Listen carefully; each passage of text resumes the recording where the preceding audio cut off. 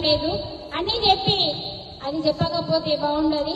తర్వాత మీ ఇష్టం, మేము బలవంతంగా ఇట్లా పట్టుకొని మీరు బంద్ చేయండి అని చెప్పమండి. మేము చెప్తాము అంతే. మన విచక్షణని బట్టి మనం ఆలోచించి నిర్ణయం తీసుకుంటే బాగుంటుందండి. జీవహింస చేయకూడదని, జీవహింస అని కాదండి, ఏ హింస చేయకూడదని గాంధీ మహాత్ముడు భూమి మీదకి వచ్చాడండి. భూమి మీదకి వచ్చి భగవద్గీతని చదివి ఏ హింస చేయకుండా స్వాతంత్ర్యం తేవాలని తెచ్చాడండి. మరి మనమైతే పెద్ద హింస చేస్తున్నాము. జీవహింస అనేది మహాపాపం. ఎందుకు అంటే మనం కట్ చేసినప్పుడు అది మళ్ళీ తిరిగి రాదండి. మీరు గమనించండి, ఒక్క విషయం చెప్తా. మీ అందరికీ గోర్లు పెరుగుతాయి, వెంట్రుకలు పెరుగుతాయి కదా, అవునా కాదా? అవునా కాదా? సార్ వినట్లేదు. చెట్టు కింద హాయిగా దాని నీడ కూర్చున్నారు, ముచ్చట్లు పెడుతున్నారు. కానీ మన జీవితాన్ని మార్చే విషయాలండి. మనందరికీ గోర్లు పెరుగుతున్నాయి, వెంట్రుకలు పెరుగుతున్నాయి. రోజు లేకపోతే వారంకి ఒకసారి తీస్తాం కదా. తీసేటప్పుడు ఎవరికన్నా బాధ కలుగుతుందా? గోర్లు తీసేటప్పుడు బాధ వస్తుందా? రాదు. ఒకవేళ వేలుకి వస్తే, వేలుకి కట్ చేస్తే బాధ వస్తుంది. మరి అలాగే వెంట్రుకలు కట్ చేస్తే కూడా బాధ రాదు.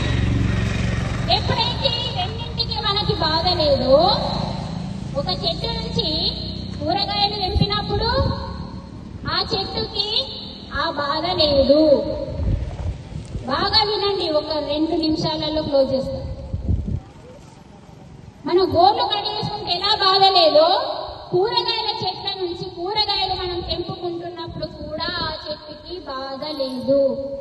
కూరగాయలు తెంపితే మళ్ళీ మళ్ళీ వస్తాయా రావా? వస్తాయి.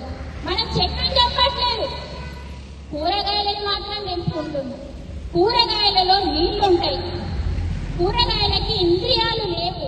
ఇంద్రియాలంటే వినే చెవులు, ఏడ్చే కళ్ళు, మాట్లాడే నోరు, శ్వాసించే ముక్కు ఇవేవి ఉండవు.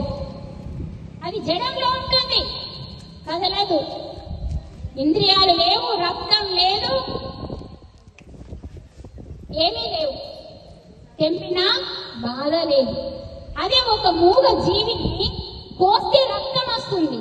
టమాటా కోస్తే నీళ్ళు వస్తాయి, పీకను కోస్తే రక్తం వస్తుంది. టమాటాకి ఇంద్రియాలు లేవు, కానీ మేకలకి, కోళ్ళకి ఏడవడానికి, బాధని అనుభవించడానికి ఇంద్రియాలు ఉన్నాయి. అందుకనే భగవద్గీతలో భగవంతుడు 6వ అధ్యాయం చదివితే అర్థమవుతుంది. ఏ ఆహారం తీసుకోమన్నాడు? మనం చెప్తున్నది కాదండి ఇది. నువ్వు నేను చెప్తున్నది కాదు. ఈ రోజులలో ఫ్యాషన్ అయిపోయింది. ఒక ముక్క తినడం అంటే, ఒక మేకను కోయడం అంటే, ఒక కోడిని కోయడం అంటే ఫ్యాషన్ అయిపోయింది.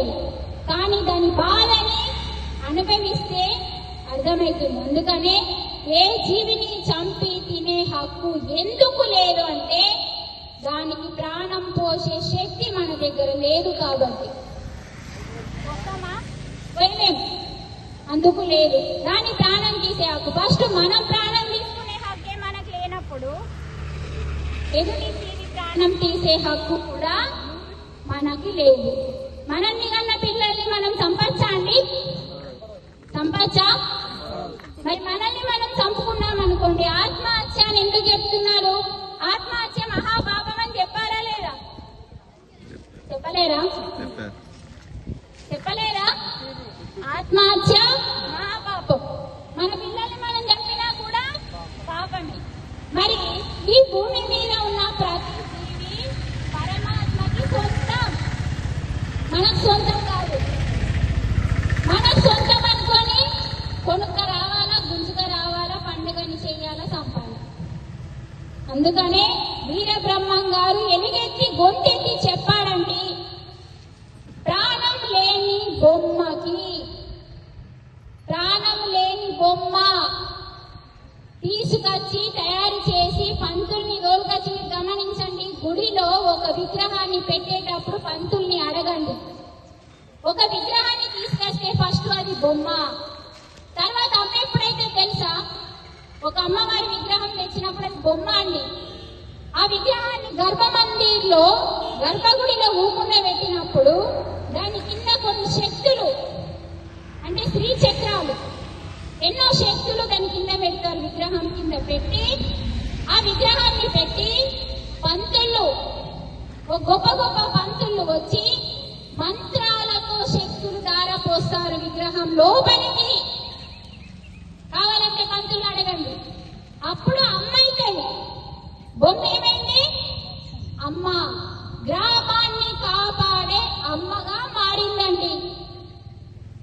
మరి ప్రాణం లేని బొమ్మకి మనం ప్రాణం పోస్తున్నాం మంత్రాల ద్వారా.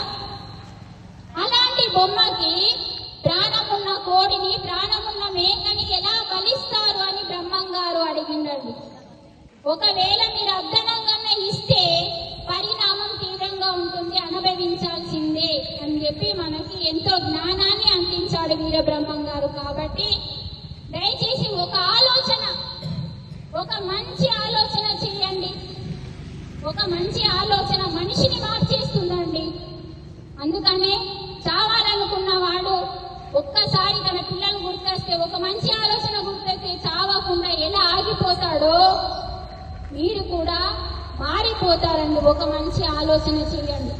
అందుకనే మన ఆహారం ఏదో తెలుసుకోవాలంటే 6వ అధ్యాయంలో స్పష్టంగా 3 శ్లోకాలలో వివరించాడండి. మరి భగవంతుడు ఏ ఆహారం తినమని పెట్టిందో దాన్నే తినన్నా వేరే తినాలా చెప్పండి? కేవలం మాంసం చెడ్డది కాదండి, మనకు చెడ్డది. ఇది ఈ పాయింట్ బుర్రలో పెట్టుకోండి. మాంసం చెడ్డది కాదు, మనకు చెడ్డది.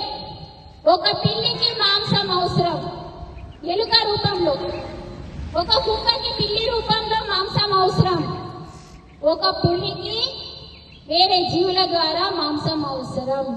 మాంసాన్ని తినే జీవులు ఉన్నాయి కాబట్టి అది దానికి అవసరం, మనకి కాదు. మన ఆహారం పేరు సాత్వికమైన శాకాహారం. భగవద్గీతలో స్పష్టంగా అద్భుతంగా వివరించాడు భగవంతుడు. కాబట్టి శాకాహార జగత్కి